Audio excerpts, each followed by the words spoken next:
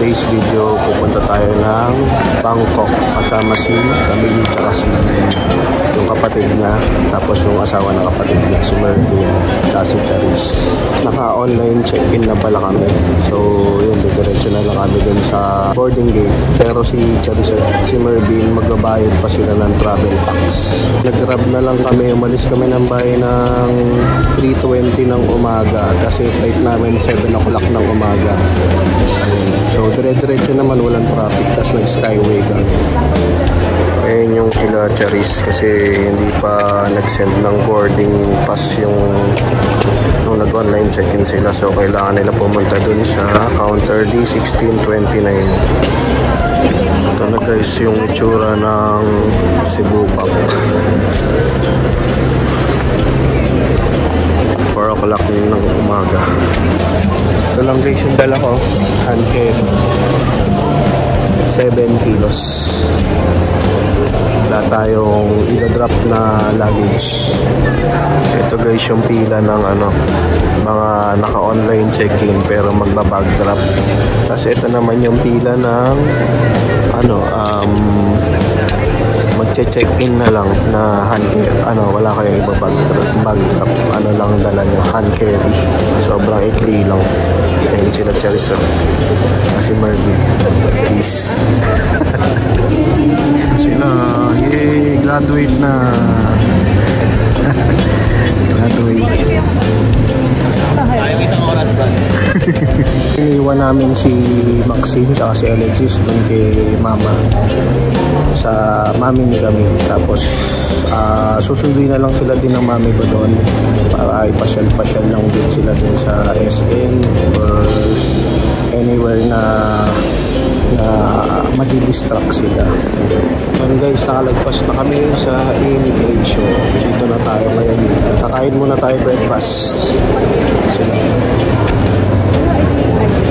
Guys, hanap na tayo ng breakfast. Ayun, Kenny Rogers Roasters. Tsaka tapaking kami kakain. Let's go.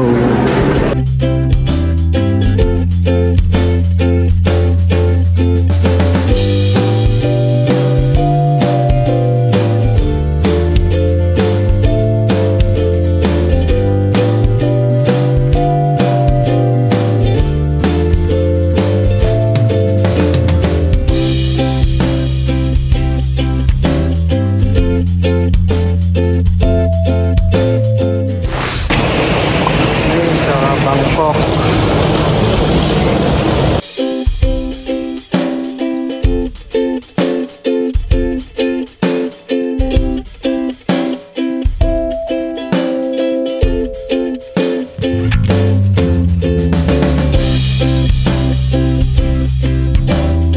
And guys, paglabas nyo na immigration, ayan, dito na yung ATM.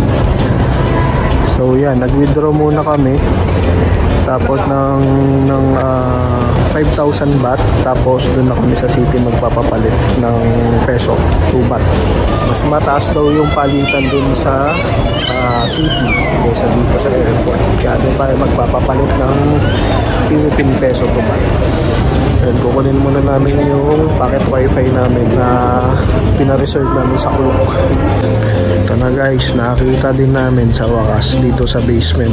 Yan, bibili daw muna sila ng makakain kasi hindi na daw nila kaya.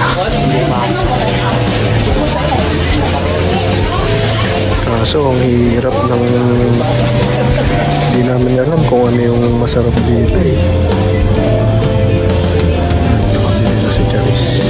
Exit na kami sa exit 4. Book kami ng Grab. Dito kami pipick upin ng Grab.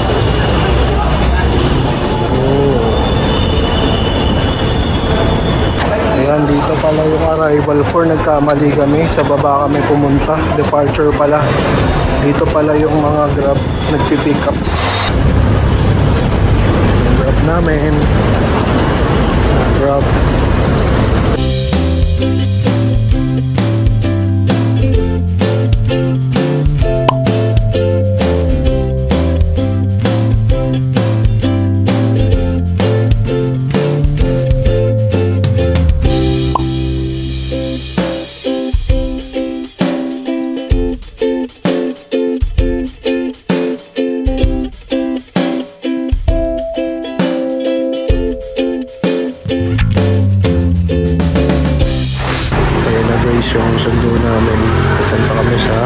Platinum Mall.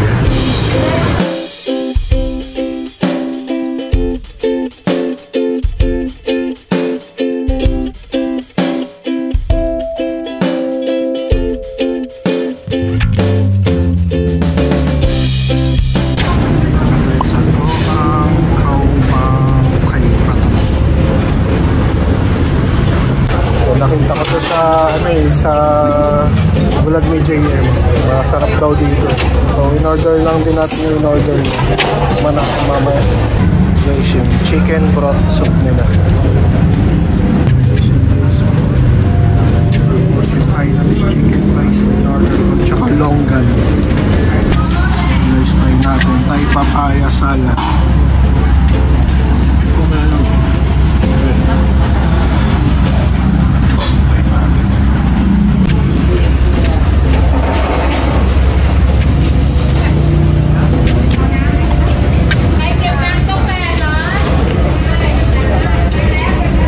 Sarap, kaso maangang.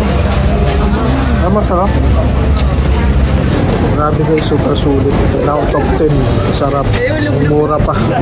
Dito yan sa tapat ng D Parade yun. Ito. Yan. Yan lang yan. Mango sticky rice. Ito lang yan sa tapat ng kinainan namin. Ay, katabi lang pala. Mango sticky rice.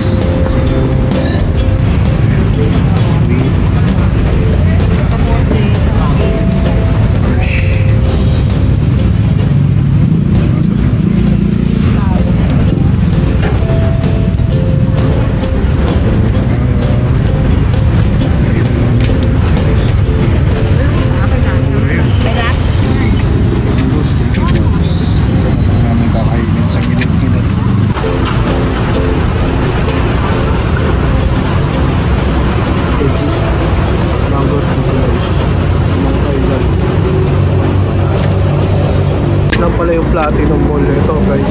Platinum Mall na pala yun. Oh, grabe guys, napakadami nilang dito, kainan.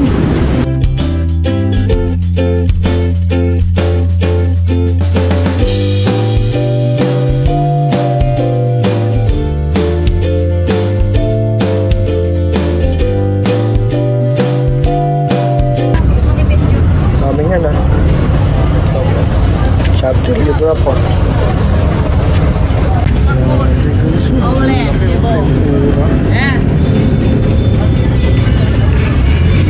Guys,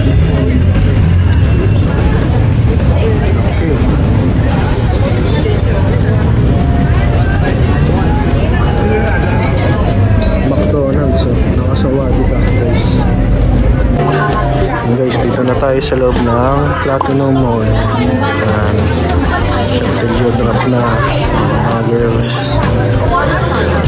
Puro pang babae dito.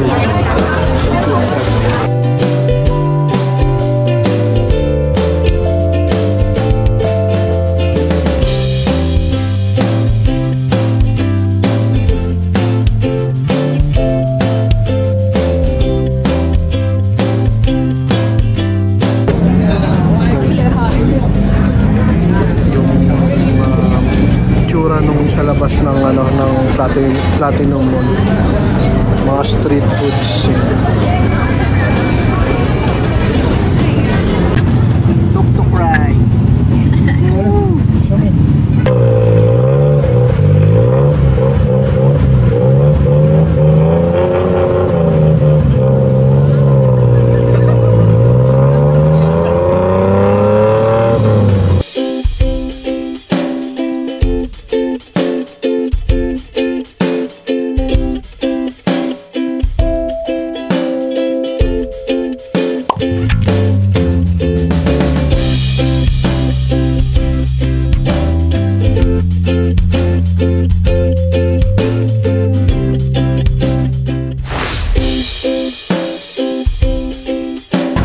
Current time 8 o'clock ng gabi. Durian. So, ito yung shrimp po. Girl seafoods.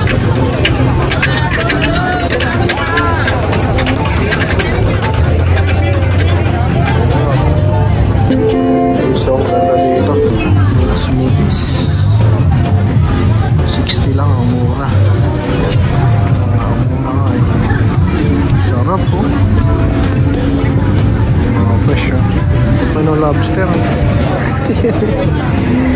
Grabe yan ang lobster guys. Tsaka shrimp laki. Ano natin kung magkano.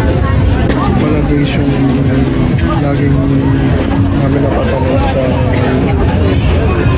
nakikita sa Instagram. Pot na yun. So, dami dito. Ang hirap mamili. Yung mga problema sa sobrang daming choices eh. Ang hirap pumili.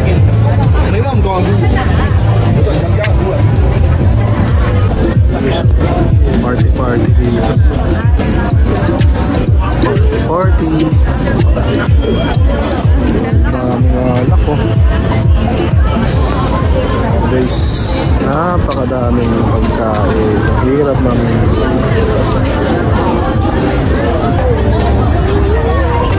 So guys, umorder tayo ng Chang Lager beer.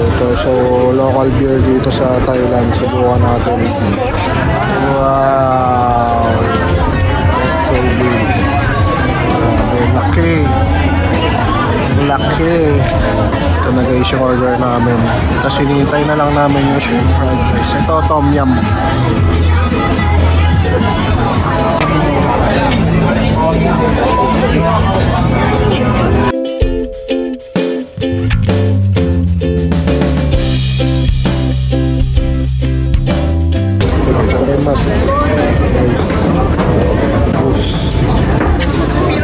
Guys, buko juice. Buko juice tayo. Mango steak rice. Order tayo 100 baht. Tsaka mango. Tapos ito. Ito. Sarap. Yung mga building na lalaki. Ganda.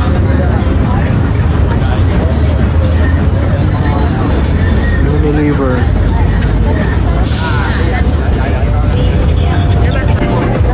Hindi lang mga pagkain nandito, pati mga damit.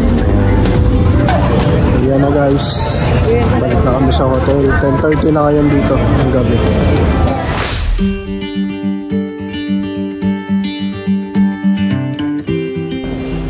Hi guys, so i-end na natin tong video. So kahit medyo pagod kami ngayong araw dahil nga wala kami halos tulog kasi umaga kami, nagising kami ng umaga, tapos yun diretso na dito sa Bangkok, tapos yun lakad na agad.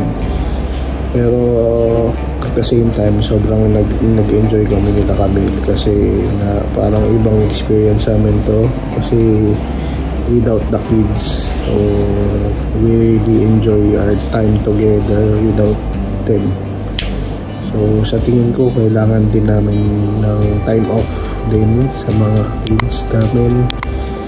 Ayun, ito yung pinaka kailangan namin sa tingin ko.